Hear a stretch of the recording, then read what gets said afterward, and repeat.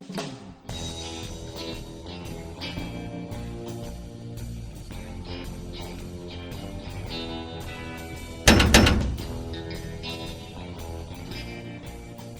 we were working on episode 3 of Chronic Briefs when someone who we won't name, it was me, said, you know what, I never see news about chronic illness. And suddenly, an idea was born. Bing! So, now, once a month or so, we figured we can devote a video to bringing you news about chronic illness.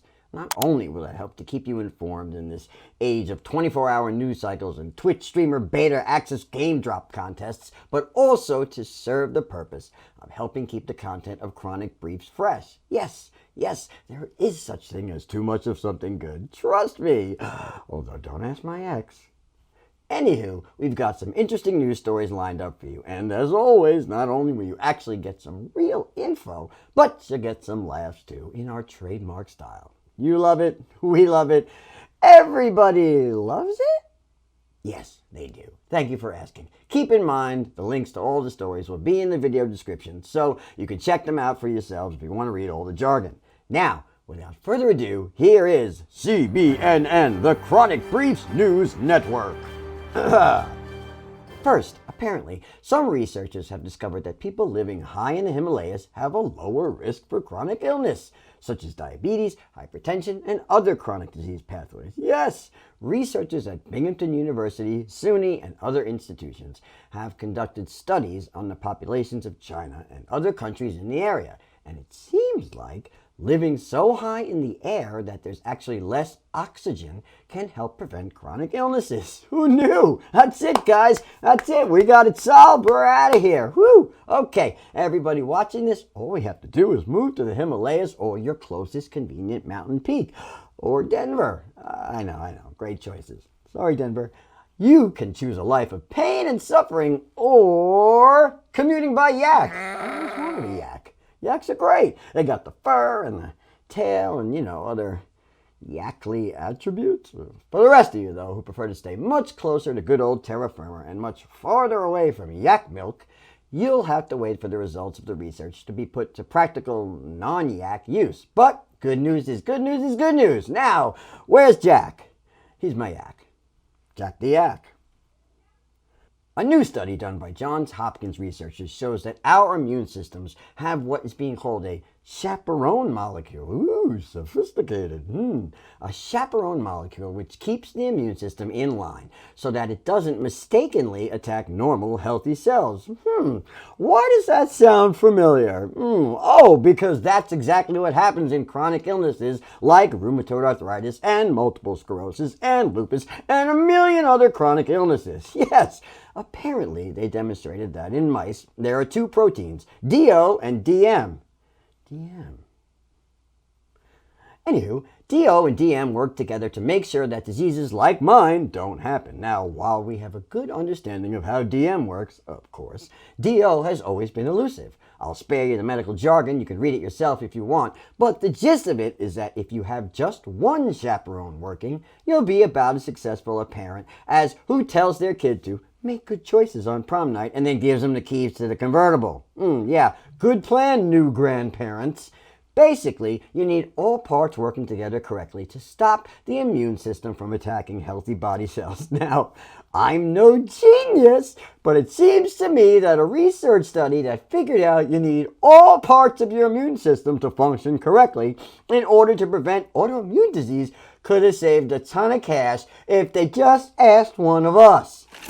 Funny that. I could use a grant for research. Tell you what, you give me $1 million and I'll tell you that a broken immune system can cause a body to attack itself, and then I'll drive through Taco Bell in my Ferrari.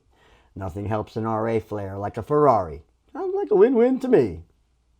So, for a while now, we've known that chronic illness like lupus and Sjogren's and autoimmune diseases in general affect much more women than men. I don't like to brag, but it's part of what makes me so special. Big fish, small pond, or actually more like a handsome slug in a pile of manure. Yeah, that sounds a bit more accurate, but whatever. The point is, women are disproportionately affected by autoimmune conditions, and now researchers at Harvard Medical School have found a genetic cause that may be responsible for the discrepancy. Yeah, it's true.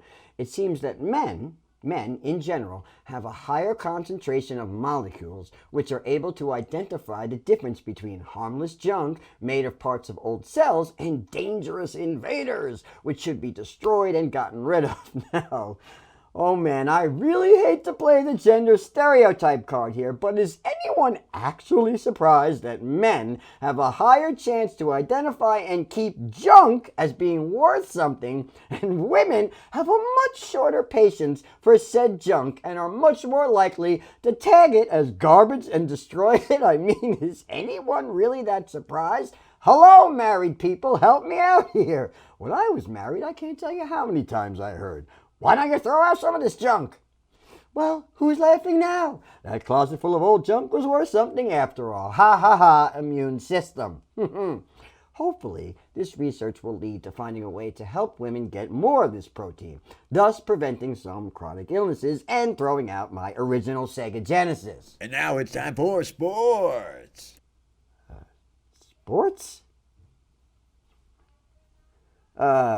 Sports are good because of cholesterol? There's no sports. So exercise is good, but not too much, or else you'll hurt. Yay, sports? And that's it for sports. Okay, file this one under doesn't pass the smell test, or does. Whatever, you'll see.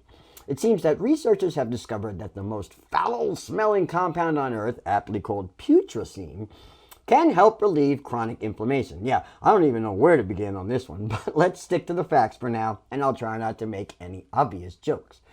Putrescine gets its name from the unmistakable odor of death. We all know it. We've all smelled it dead on the side of the road on the way upstate and sitting next to us in our cubicle when Frank goes to the gym at lunch. Yeah.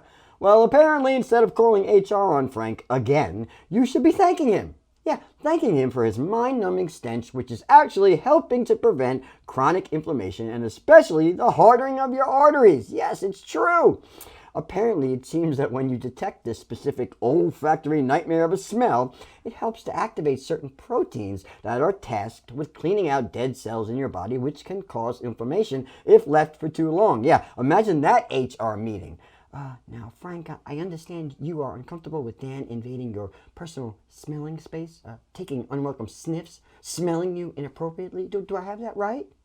Yeah. Now, we don't know if this will ever lead to a practical treatment, but if the price of curing my RA means sticking my nose into Frank's gym bag once a day and taking a big whiff, well then, yeah, no, you know what? I think I'd have to think about it. I think maybe I'd prefer the roadkill. Finally today, our last item. It seems that researchers are using an archaic rheumatoid arthritis drug to fight COVID-19.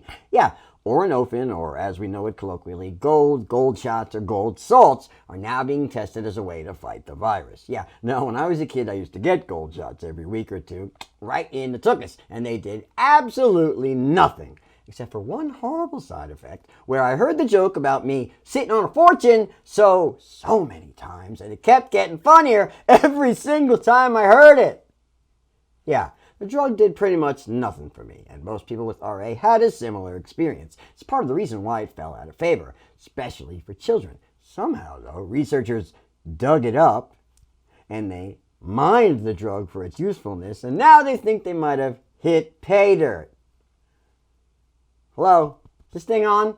Is everyone getting these puns? Because they pretty much write themselves, and I got a bunch of them. Yeah, okay, enough. Anyway, the theory is that the drug will interrupt the inflammatory process of COVID, which is what ends up killing people mainly, and is the same reason why it was thought to be useful to fight rheumatoid arthritis, which, as you know, is another inflammation-based illness. The only problem is it didn't really work back then, so I'm not holding out much hope it's going to suddenly work now, but at this point, they're kind of throwing everything but the kitchen sink at the coronavirus, right? I mean, I wouldn't be surprised if next week there's a report going around that drinking a nice cocaine soda while getting your blood leached is a guaranteed stop for COVID-19.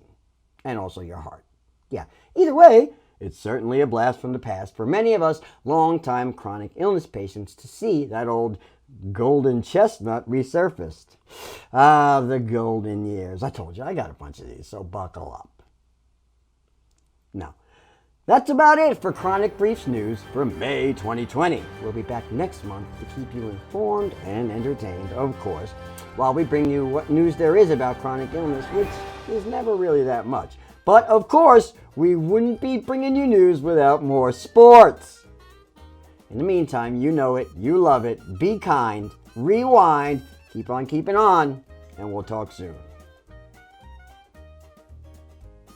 Scotch, Scotch, Scotchy, Scotch. I love Scotch.